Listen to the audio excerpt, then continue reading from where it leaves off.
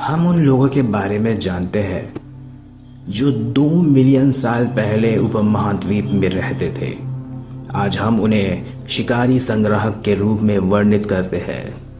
ये नाम उनके भोजन प्राप्त करने के तरीके से आता है। आमतौर पर वे जंगली जानवरों का शिकार करते थे, मछलियां और पक्षियां पकड़ते थे, फल, जड़ें, मेवे, बीज, पत्ते, डंठल और अंडे इकट्ठा करते थे। शिकारी संग्राहक एक स्थान से दूसरे स्थान पर जाते थे। इसके कई कारण हैं। पहला, अगर वे लंबे समय तक एक ही स्थान पर रहते तो वे वहां मौजूद सभी वनस्पति और पशु संसाधनों को खा जाते, इसलिए उन्हें भोजन की तलाश में कहीं और जाना पड़ता। दूसरा, जानवर एक जगह से दूसरी जगह घूमते रहते, या तो छोटी शिकार की तलाश में या फिर हिरण और जंगली मवेशियों के मामले में घास और पत्तियों की तलाश में। इसलिए उनका शिकार करने वालों को उनकी हरकतों पर नजर रखना पड़ता था।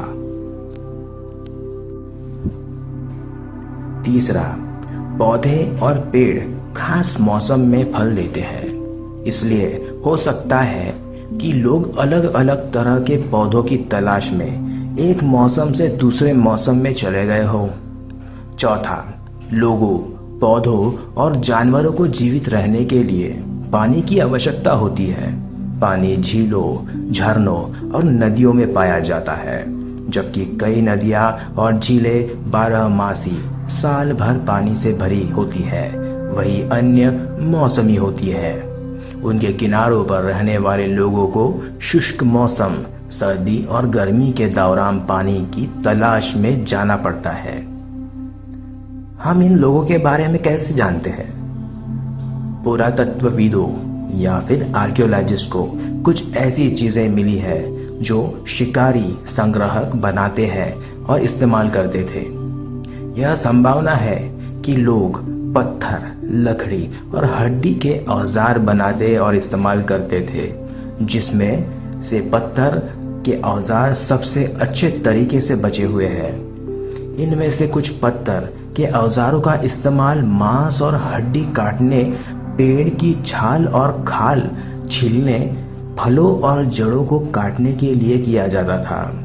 कुछ औजारों को शिकार के लिए भाले और तीर बनाने के लिए हड्डी या लकड़ी के हैंडल से जोड़ा जाता था। अन्य औजारों का इस्तेमाल लकड़ी काटने के लिए किया जाता था, जिसका इस्तेमाल जलाऊ लकड़ी के रूप में किया जाता था। लकड़ी का इस्तेमाल झोपड़ियों और औजार बनाने के लिए भी किया जाता था। चूंकि पत्थर के औजार महत्वपूर्ण थे, इसलिए लोग ऐसे स्थानों को खोजने का प्रयास करते थे जहां अच्छी गुणवत्ता वाला पत्थर आसानी से उपलब्ध हो।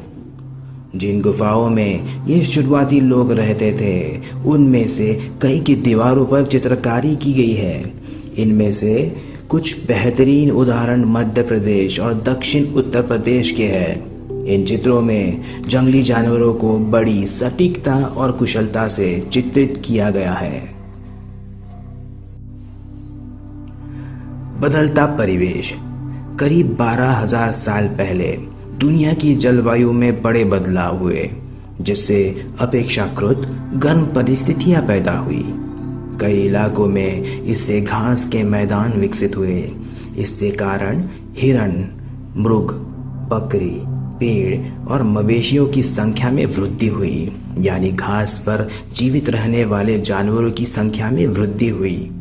जो लोग इन जानवरों का शिकार करते थे, वे अब उनका पीछा करने लगे, उनके खाने की आदतें और प्रजनन के मौसम के बारे में जानने लगे।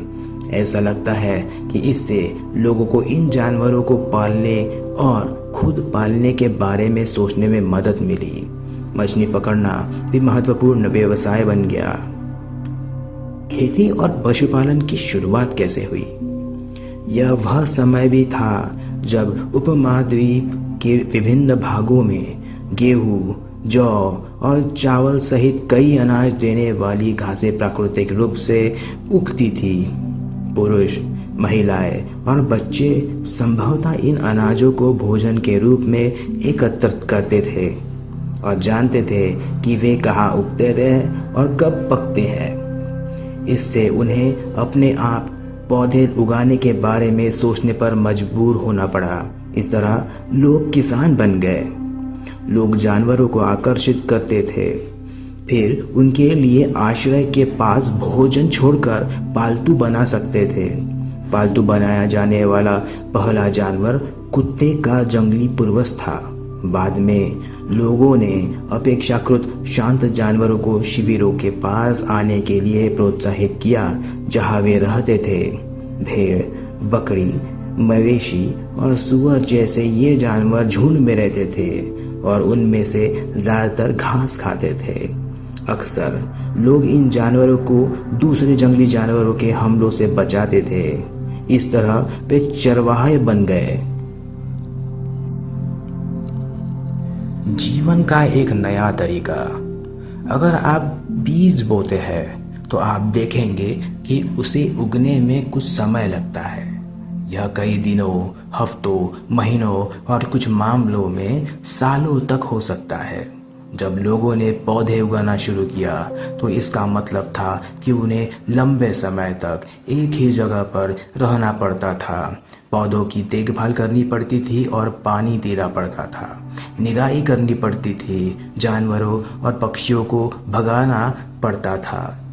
फिर अनाज का इस्तेमाल सावधानी से करना पड़ता था। क्योंकि अनाज को भोजन और बीज दोनों के लिए संग्रहित करना पड़ता था, इसलिए लोगों को इसे संग्रहित करने के तरीकों के बारे में सोचना पड़ा। कई क्षेत्रों में उन्होंने मिट्टी के बड़े बर्तन बनाना, टोकरियां बुनना या जमीन में गड्ढे खोदना शुरू किया। पशु स्वाभाविक रूप से प्रजनन करते हैं। इसके अलावा अगर उनकी देखभाल सावधानी से की जाए तो वे दूध देते हैं, जो भोजन का एक महत्वपूर्ण स्रोत है, और जब भी आवश्यकता हो मांस देते हैं।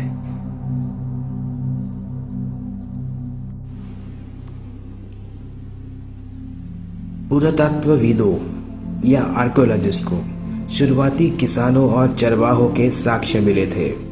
ये पूरे उपमहाद्वीप में पाए जाते हैं। इनमें से कुछ सबसे महत्वपूर्ण उत्तर पश्चिम, वर्तमान कश्मीर और पूर्व और दक्षिण भारत में है। यह पता लगाने के लिए कि क्या ये स्थल किसानों और चरवाहों की बस्तियां थी, वैज्ञानिक पौधों और जानवरों की हड्डियां के साक्ष्य का अध्ययन करते थे।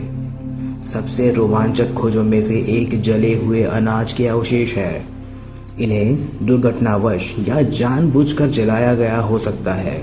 वैज्ञानिक इन अनाजों की पहचान कर सकते थे और इसलिए हम जानते हैं कि उपमहाद्वीप के विभिन्न हिस्से में कई फसलें उगाई जाती थी